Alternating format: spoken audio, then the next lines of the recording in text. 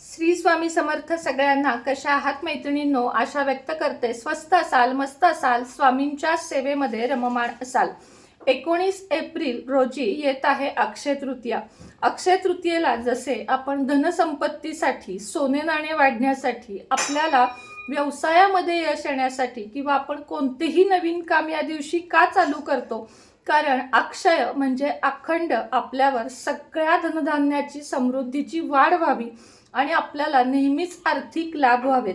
काही लोक हे सगळं करतात, पण हे मात्र विसरून जातात की अक्षय तृतीया हा दिवस आपल्या पितृंसाठी सुद्धा अत्यंत जास्त महत्त्वाचा असतो. जसा पितृ पंधरवड्यामध्ये आपण पितृंना शांत करण्यासाठी आपल्या यथाशक्तीने प्रयत्न करतो, तसाच प्रयत्न आपल्याला अक्षय तृतीया दिवशी करायचा असतो. एक छोटीशी पूजा आपल्या पितरांसाठी अवश्य करावी, प्रत्येकाने घराघरामध्ये करावी.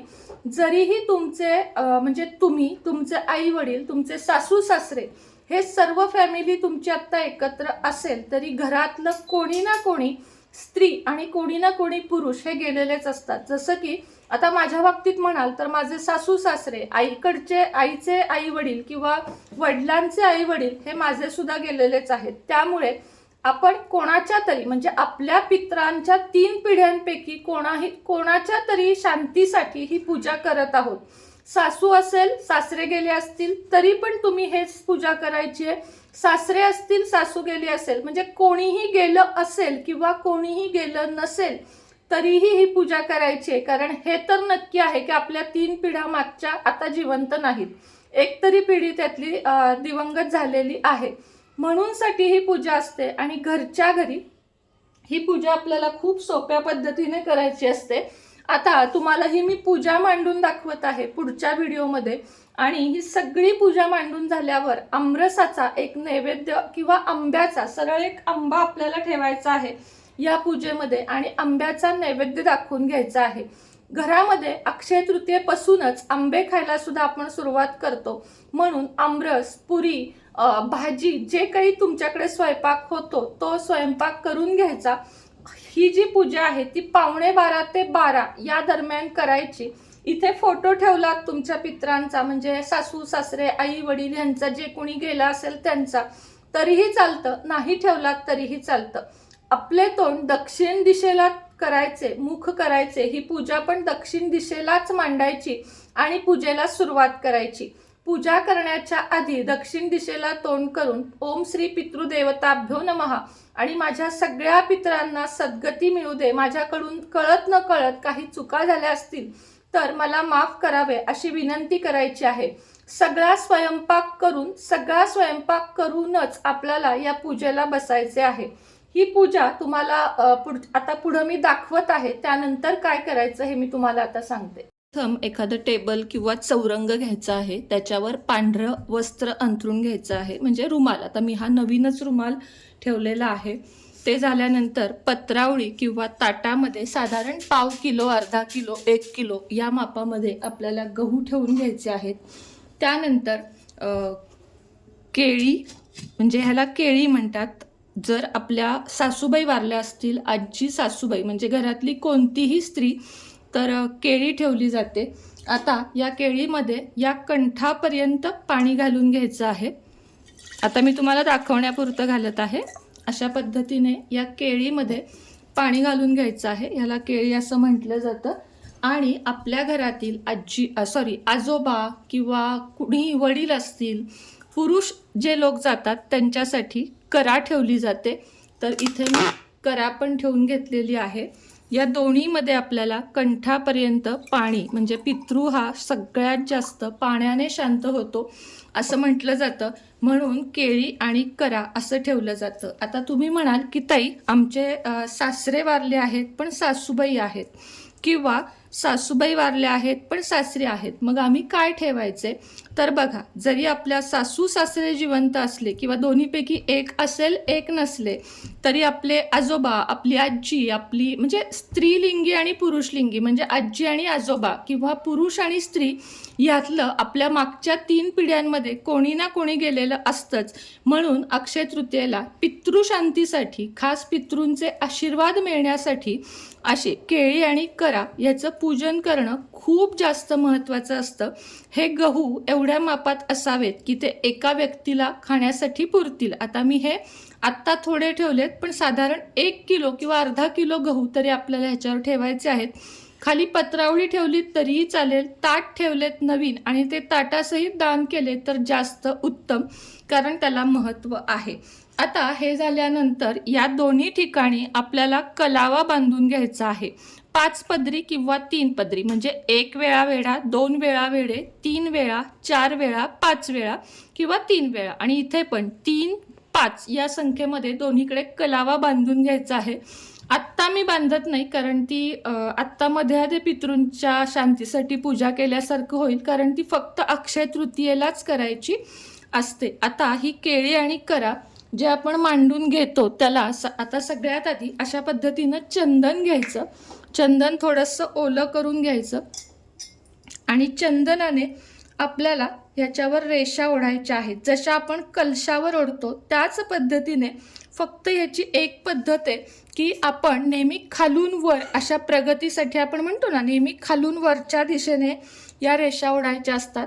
तर या ज्या आहेत त्या अशा वरून खालच्या दिशेने आपल्याला या रेषा ओढायच्या आहेत. अशा पद्धतीने आपल्याला 5 रेषा ओढून घ्यायच्या आहेत. 5 किंवा 8 ओढल्यात तरीही चालेल. हे बघा, हे असे अगदी चंदनाचं जे असतं, किंवा चंदनच घ्यायचं आहे आपल्याला, दुसरं काही नाही. चंदनच चांगले असते पितरांसाठी किंवा देवांसाठी पण. तर आपल्याला हे देव समजूनच पूजा करायची आहे, त्यामुळे अशा पद्धतीने आपल्याला 5 रेषा ओढून घ्यायच्या आहेत. या वरच्या याला पण तशाच पद्धतीने आपल्याला 5 रेषा ओढून घ्यायच्या आहेत. या अशा ही जी काही आपण पूजा करतो, ही पूजा करताना ओम श्री पितृदेवताभ्यो नमः, ओम श्री पितृदेवताभ्यो नमः या मंत्राचा जप करायचा आहे. आता इतर वेळेस आपण पूजेला आधीच दिवा लावून घेतो, पण या पूजेला थोडासा नंतर दिवा लावला तरीही चालतो, किंवा तुम्ही आधी दिवा लावलात तरीही चालतो. फक्त लक्षात घ्या, दिवा कणकेचा लावा किंवा मग असा लावा जो तुम्ही नंतर नाही वापरलात तरीही तुम्हाला चालण्यासारखं आहे. आता दिवा लावून घेताना तुपाचा लावा, तेलाचा लावा, कोणताही लावा. मी या ठिकाणी तुपाचा लावते. आपल्या उजव्या हाताला लावायचा तुपाचा, आणि जर तेलाचा लावलात तर आपल्या डाव्या हाताला लावून घ्यायचा. हे झाल्यानंतर सगळ्यात मोठं महत्त्व असतं ते या खरबुजाला, कारण या दिवसात बघा तहान खूप लागते, त्यामुळे पाण्याचे पदार्थ आणि जास्त करून या खरबुजालाच खूप जास्त महत्त्व आहे, कारण यामध्ये सुद्धा पाण्याचे प्रमाण जास्त असते. आणि पित्रांना सगळ्यात जास्त शांत कशानं करता येतं तर पाण्याने, म्हणून ह्या खरबुजाला या दिवशी खूप जास्त महत्त्व आहे. आता आमच्याकडे याला खरबूज म्हणतात, तुमच्याकडे काय म्हणतात त्या पद्धतीनं तुम्ही घ्या. आता ही झाली आपल्या केळी, करा आणि खरबूज यांची पूजा. ह्याला पण चंदन आपल्याला लावून घ्यायचं आहे. ह्याला रेषा नाही ओढल्यात तरी चालेल, फक्त एक गंध तुम्ही लावून घ्या. त्यानंतर दिवा लावून घेतल्यावर आपल्याला फुलं वाहून घ्यायची आहेत.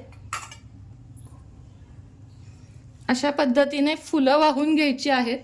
अगदी एक एक फुल वाहा किंवा हार वाहा, तुमच्या ह्यानं तुम्हाला जसं जमेल किंवा तुम्हाला जे काही पटेल त्या दिवशी, तशा पद्धतीने तुम्ही हे करायचं आहे. हे बघा, अशा पद्धतीने इतकी साधी सोपी पूजा आहे. हे झाल्यावर आपल्याला पितृदेवताभ्यो नमः, पितृदेवताभ्यो नमः, ओम श्री पितृदेवताभ्यो नमः या मंत्राचा अखंड जप करायचा आहे. आता पूजा करून झाल्यावर उदबत्ती, कापूर सुद्धा लावू शकतो आपण. कापूर यासाठी लावायचा की घरात आपल्या शांती राहावी, आणि उदबत्ती खास आपल्याला पितृपूजेसाठी लावायची, म्हणजे ही जी अक्षय तृतीयेची पूजा आहे त्यासाठी आपल्याला उदबत्ती लावून यांना ओवाळून सुद्धा अशा पद्धतीनं घ्यायचं आहे. मनोमन आपल्याला प्रार्थना करायची आहे. आता बाकी माहिती मी तुम्हाला समोर येऊन देते. आत्ता पूजेचा फक्त विधी आहे तो एवढाच आहे. आता जी बाकीची माहिती आहे ती तुम्हाला मी स्वतः समोर येऊन देते. बघितलं तुम्ही, अगदी साध्या पद्धतीने आपण ही पूजा केलीत, आणि पूजामध्ये आपण आंब्याचा नैवेद्य दाखवला. आता स्वयंपाक केलेला असेल तर वरण भात, तुमच्या जे गेले आहेत दिवंगत झाले आहेत त्यांना जी भाजी आवडते ती, खीर, किमान तांदळाची खीर, आमरस आणि हा पुरी भाजी वरण भात एवढा तरी स्वयंपाक असावा. हा स्वयंपाक करून एका होमपात्रामध्ये किंवा एका मोठ्या समईमध्ये आपल्याला समिधा आहेत, एक 5-6 समिधा, फार नाही. त्यामध्ये कापूर घालून घ्यायचा आहे, तूप घालून घ्यायचे आहे आणि जो काही तुम्ही पितरांच्या नावाने नैवेद्य घेत आहात तो आपल्या घराच्या गॅलरीमध्ये किंवा घराच्या मोकळ्या भागामध्ये पावणे 12ला, बरोबर शार्प 12ला गॅलरीमध्ये किंवा मोकळ्या भागामध्ये जाऊन हे समिधा पेटवून घ्यायची आहे. त्या समिधेखाली एखादं आसन द्यायचं आहे, ताट, फुलं कशाचंही, आणि प्रत्येक घास घालताना आपल्याला ओम श्री पितृदेवताय नमो नमः स्वाहा असं म्हणून ते घास घालायचे आहेत. ते सगळे घास प्रत्येक घरातल्या एकेका व्यक्तीने घालून घ्यायचे आहेत. म्हणजे मी असेल, माझा मुलगा असेल, माझी मुलगी असेल, माझे मिस्टर असतील, या सगळ्यांनी एक एक घास त्या हवनमध्ये घालायचा आहे. आणि त्यानंतर आपण हे जे काही सगळं ठेवलं आहे, जसं की हे खरबूज असेल, हे सगळं दान करायचं आहे. आता हे मला नाही वाटत की कुणी असं सहज हातामध्ये दान घेईल. सरळ एखाद्या मंदिरामध्ये किंवा मंदिराच्या बाहेर जाऊन आपल्याला हे ठेवून यायचं आहे. यातलं जे पाणी आहे, लक्षात घ्या, यातलं जे पाणी आहे ते सध्या ठिकठिकाणी पाणपोई असतात, बाटलीत भरायचं आणि त्या पाणपोईमध्ये घालून यायचं, म्हणजे ते वाया जाणार नाही. किंवा प्राण्यांसाठी वगैरे जिथं आपल्याला हे दिसेल की पाणी ठेवलेलं आहे त्यामध्ये तुम्ही ओतलेत तरीही चालेल. म्हणजे हे कोणाच्या तरी मुखी पाणी गेले पाहिजे, झाडांना वगैरे शक्यतो घालायचं नाहीये, तर हे कुणाच्या तरी मुखात पाणी गेलं पाहिजे. इथे जे आपण गहू ठेवलेले आहेत, हे खरबूज आणि हे जे केळी आणि करा ठेवलेली आहे ते सुद्धा आपल्याला दान करायचे आहे. कुणी नाही घेतले तर एखाद्या मंदिराच्या इथे किंवा झाडाखाली आपल्याला ठेवून द्यायचे आहेत. निसर्गाला जास्त हानी न पोहोचवता ज्या काही गोष्टी कराल त्या करायच्या आहेत. हे जे गहू आहेत ते, हा आंबा, आणि त्या दिवशी कुणाला तरी पुरेल एवढे एक कुटुंबाचे किंवा एका व्यक्तीचे धान्य, जसं की शिदा, पीठ, गूळ, डाळ, तेल, मीठ, हे सगळं एका व्यक्तीला शिदा द्यायचा आहे. आणि आपल्या पितृंच्या शांतीसाठी खूप मोठा हा प्रयत्न आपल्याला करायचा आहे. पितृशांती ही खूप महत्त्वाची असते, कारण आपल्याला जर देव आपल्यावर रागवला तर खरंच महाराज आपला हात धरतात, म्हणजेच आपले गुरु आपला हात धरतात. पण पितृंचा कोप झाला तर आपल्याला सावरणारे कुणीही नसते. म्हणून कितीही, अगदी तुमचं आणि तुमच्या सासूचं, जावेचं, तुमच्यातले जे कोणी आजी गेली आहे त्यांचं तुमचं खूप भांडण होतं, मान्य आहे, तुम्ही त्यांच्याशी कधीच पटवून घेतलं नाही, मान्य आहे. पण आता ते पितृलोकात गेलेले आहेत आणि पितृलोकात ते गेल्यानंतर त्यांचा दर्जा आपल्यासाठी खूप मोठा आहे. त्यामुळे प्रत्येक सुनेने, प्रत्येक मुलीनं, प्रत्येकानं ही पूजा घरामध्ये करा. पुरुषांनी केली तरीही चालते आणि स्त्रीनं केली तरीही चालते. संपूर्ण माहिती मी तुम्हाला दिली. आता जो दिवा आहे कणकेचा असेल तर त्याच्यातली वात वगैरे काढून गाईला खाऊ घाला, आणि जर मातीचा असेल तर तुम्ही तो टाकून द्या. स्टीलचा वगैरे जर वापरला असेल तर घासून तुम्ही पुन्हा वापरू शकता. यातलं कुठलंही साहित्य आपल्याला घरामध्ये खायचं नाहीये, एवढी एकच गोष्ट लक्षात ठेवा. चौरंगावर घातलेलं कापड मात्र आपण धुवून पुन्हा कशासाठी वापरू शकतो. शक्यतो रुमालच वापरा, जसा मी आत्ता घातला आहे, म्हणजे तो घडी घालून, म्हणजे धुवून घडी घालून पुन्हा आपण घरामध्ये वापरू शकतो. मी आशा व्यक्त करते की तुम्हाला हा व्हिडिओ संपूर्ण समजला असेल. पुन्हा सांगते की सासू सासरे कुणीही घरातलं गेलं नसेल तरीही पूजा करू शकता, गेलं असेल तरीही पूजा करू शकता. श्री स्वामी समर्थ.